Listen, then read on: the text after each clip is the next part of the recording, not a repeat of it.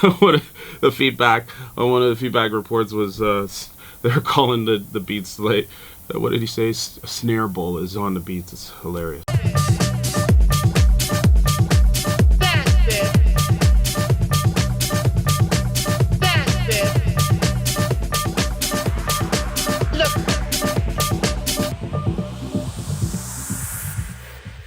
What's up, fam? It's your boy Demuir here. Hope all is well with you. We are on this journey of answering the 5 questions regarding my new album called Under the Waning Moon, coming out June the 2nd on Beatport. Much love. All right, so first question, why 2 albums in 1 year? You know, I think with technology and where things are going and the fact that you can cultivate your own audience, if you got creativity or music to share with people, just share the thing. And I think albums distinguish you as an artist from the rest of the pack while everybody's putting out singles in a singles market, you know, in a playlist market, and, you know, and it's fine to have those things, but I'm happy to just be on my own little island doing my own thing for my audience.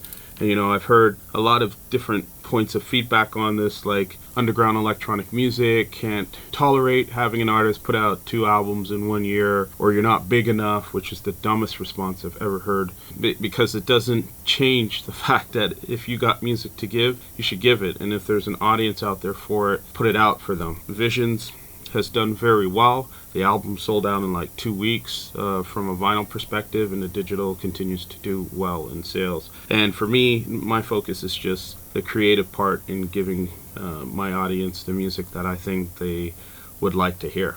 All right, question number 2, how does this project differ from Visions? Well, Visions dealt with my relationship with God specifically. If you look at the cover and the artwork and the elaborate nature of the artwork, where it shows the biblical character Daniel in red telling King Nebuchadnezzar about the visions he was having in his dreams.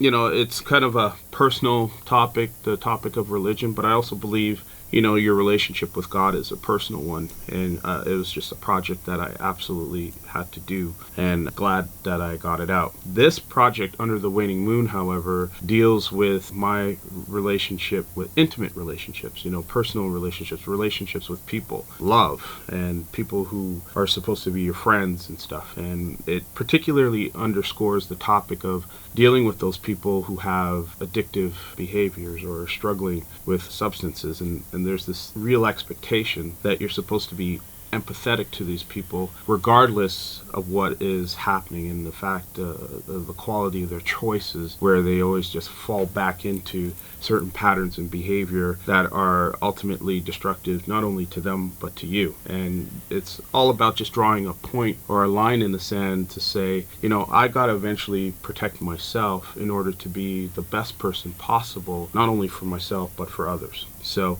that's what Under the Waning Moon deals with.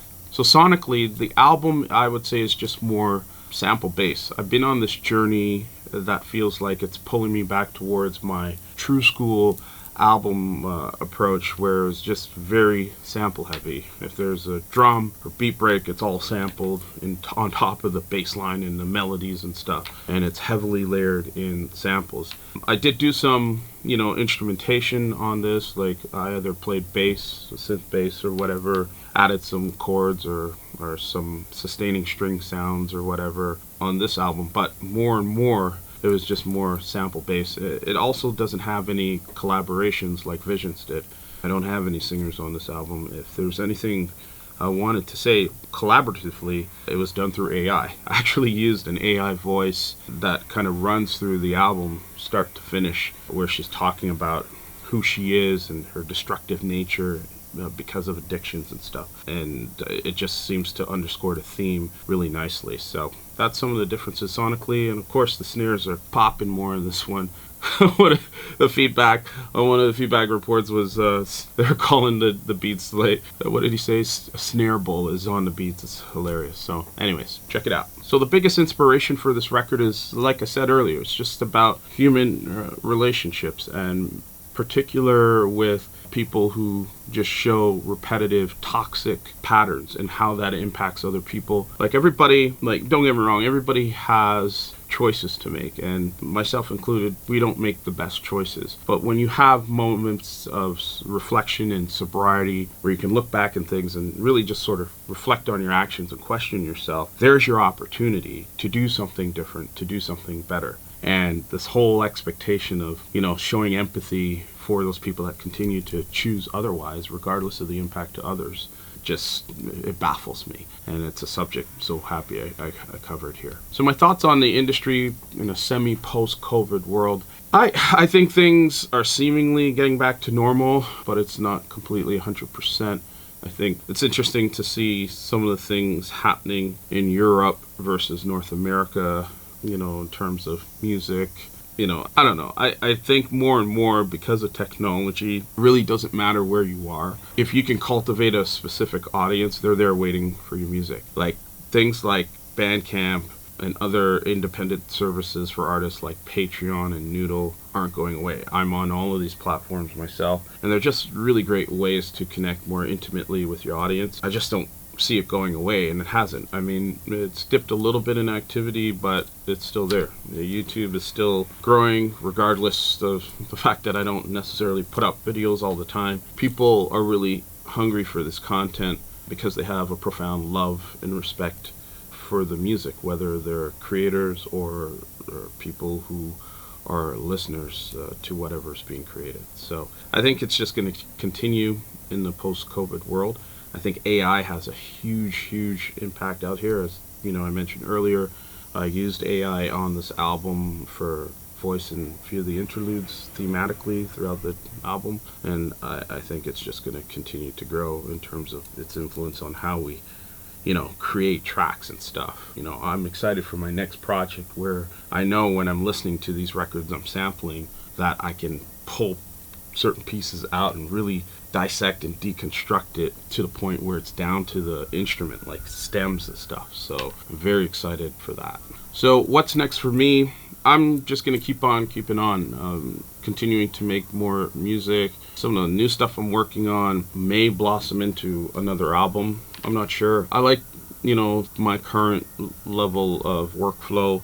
Nothing's really changed too much in terms of the gear I'm using in here and my approach to making music. It's just more about what is inspiring me to create or what needs to be expressed. Finding, creativity inside of life and how life influences that creativity and so forth. So that's really it. I'm going to continue doing that. I've been doing more dates. Purveyor Underground parties are coming to different cities. We started those, so I'm pretty excited for that. And, I'm just thinking more in the future in terms of investment opportunities. I've been more active in that. I think a lot of artists need to very much pay attention to what life would look like after music potentially. And it looks great, you can do a lot of good things with passive income from publishing, sync. There's soundtracks and scores you can look at too, which aren't necessarily for me. I'm more interested in the publishing side of the house, but there are options that are out there. So that's what I'm doing. That's what's next for me. All right, so there you have it. Those were the 5+1 bonus question regarding my new album called Under the Waning Moon, which is available on Beatport exclusively as of June the 2nd, and then the release will be available worldwide June the 30th. The vinyl piece of the album will also be following up later this year, probably in about the winter or fall, so be sure to pick that up. That'll be coming out exclusively from Juno Records. Much love and respect to you. Peace.